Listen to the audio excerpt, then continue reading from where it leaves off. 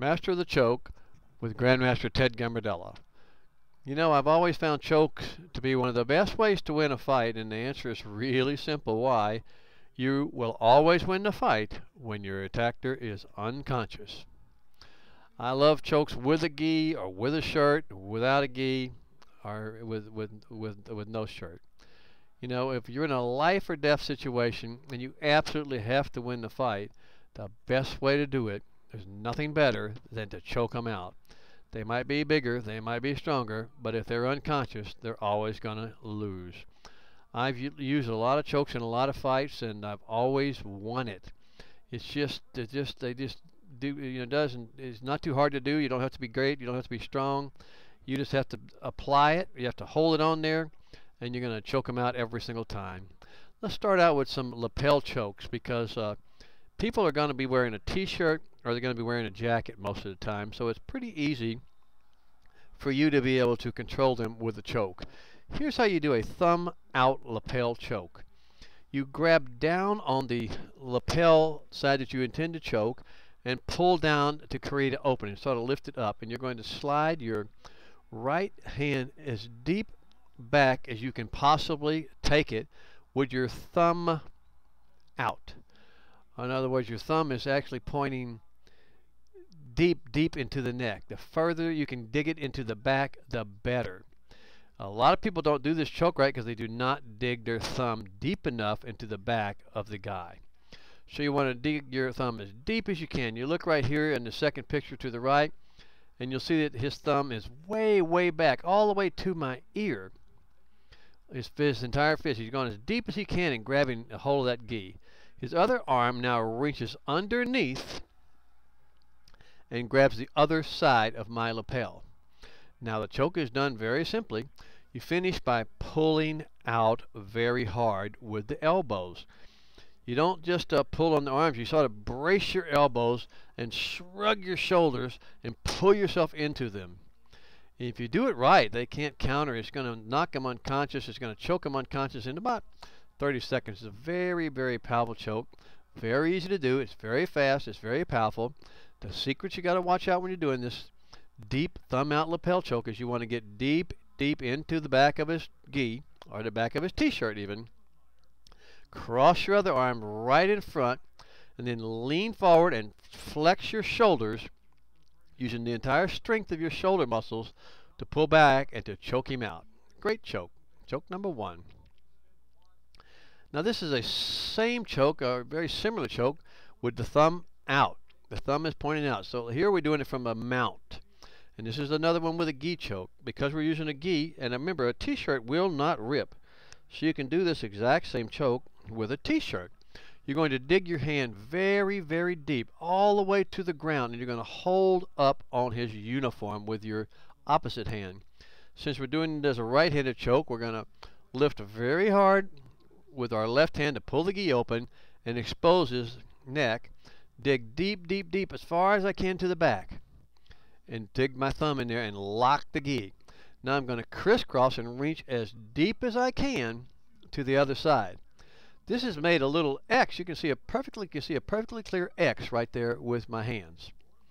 So now when you lean over, you just bend down, you squeeze your arms together and separate at the elbows, and the pressure is going to come from the arms actually pressing against the side of his neck, against the carotid arteries.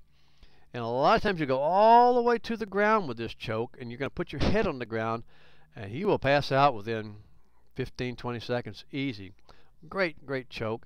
You can do it with a gi too. You can do it without a gi too. You can do it with a strong t-shirt. You can do it with a jacket, definitely. So these are the same choke done standing up and done from a mount. They're wonderful choke. Very easy to do, very powerful choke. Now you can also do this exact same choke from a guard. You have him locked in your guard. You can do an open guard or a closed guard, and you're going to snake your hand. Remember, you always pull the gi open with your opposite hand. So I'm holding his right lapel with my left hand, and I'm going to take my right hand and snake it deep, all the way to the back. All the way as deep. Remember, we want to get all the way past his ear with this choke. Now we're going to take our other hand and dig it deep into the left.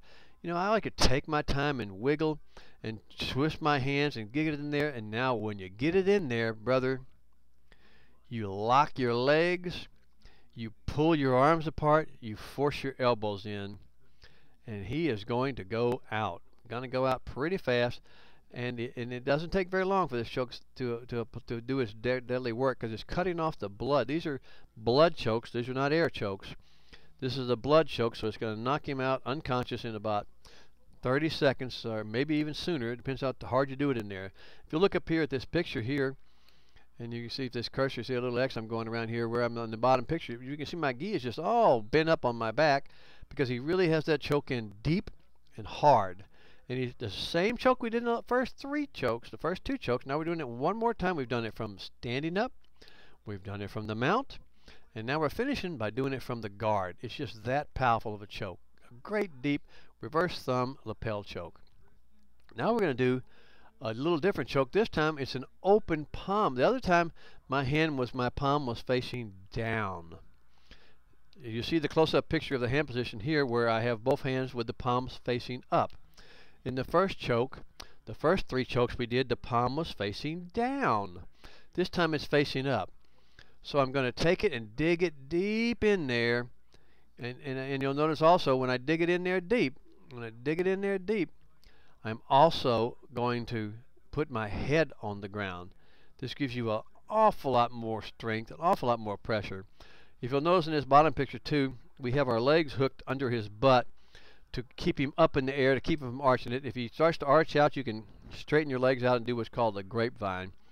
Very great choke, very powerful choke, very easy to do, and you can do it with your hands up, hands down. It's just as effective and just as deadly. All right, now we're going to do that same with our palm up choke from a guard. This is the reverse choke with the thumbs facing in. Before the palm was facing up, now the thumbs are facing in. Almost the same choke, just a little bit different pressure. I particularly like this one a little bit better. I think I can get my hands in a lot deeper, and I can choke him a lot easier with this choke.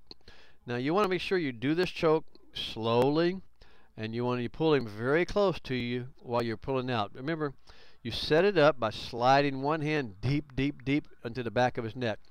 The deeper you get to your first hand, the easier it is to do the choke, and you don't have to worry about getting your second hand in as deep. Once you get it in, you want to lift yourself up and pull him down to you and cross your arms just like you're trying to pull your arms apart, like you're trying to take a pulley and just rip your arms apart.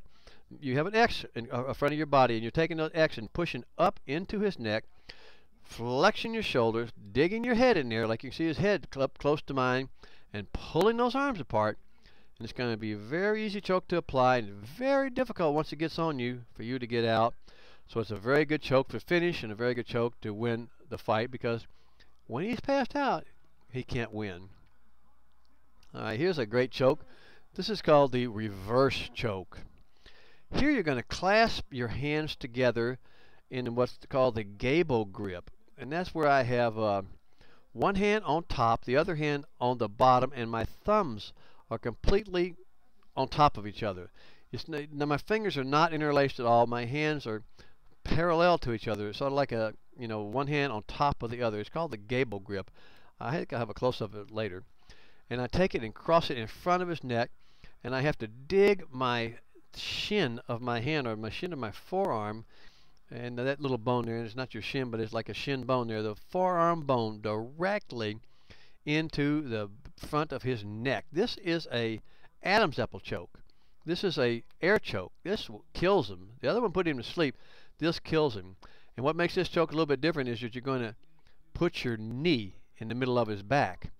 When you put your knee in the middle of his back, he just can't lean anywhere into you. The harder you press your knee, the more pressure it gives you pushing into the choke.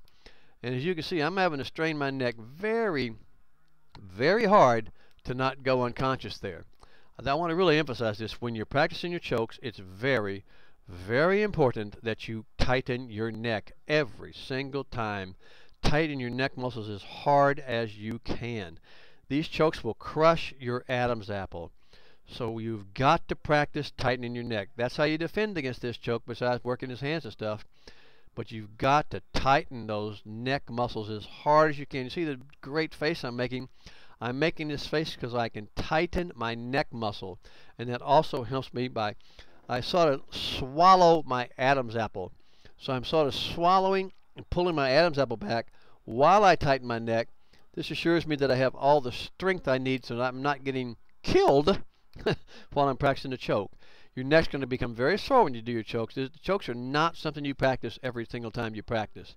So you have to be very careful, and you have to listen. You have to let them tap out when they want. As soon as they feel that they're going dizzy, or as soon as you feel like you have the choke on, they should tap out immediately. This is an under the arm choke. This is an under the arm choke. I'm going to slide to the side here. I'm holding him with my left hand very high up on his gi or on his shirt. Then I'm going to take my right hand and wrap it very far deep around the neck. The further around the neck you can lock it up there, the better the choke is going to be done. Now here's a close-up of what it looks like. I've wrapped it very deep, and his arm is almost straight up in the air, and I've got the choke in so deep. Now I'm going to put my right hand right on top of my bicep. I've made like a little area there, so I'm actually holding my bicep. I've got his arm straight, and I have my head squeezed as hard as I can against him. And I can also take that and put it behind his head if I want. I can take my free hand, the left hand, as you'll see it there with my fingers up, and put that on his head. So take a nice close look at that head there, and you see it's wrapped up right there. And if you want to finish it to make it more effective, you just roll him down to the ground and you keep the pressure on. This is a blood choke. It takes about 20 seconds, 30 seconds. He's going to go unconscious. A very effective choke, very powerful choke, very easy to do.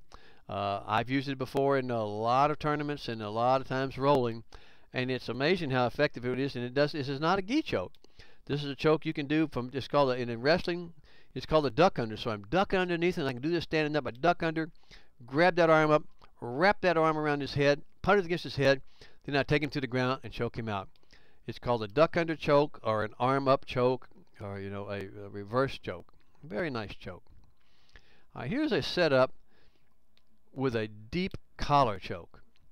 Now what we're doing, this is like a judo set. When you're doing jiu-jitsu sparring, or you're doing sparring in the street, a lot of times you can stop the punching by grabbing him.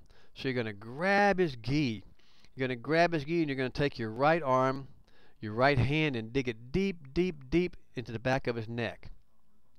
And what this is going to do, this is going to create a significant amount of leverage as you dig it deep, and I'm holding down on his gi.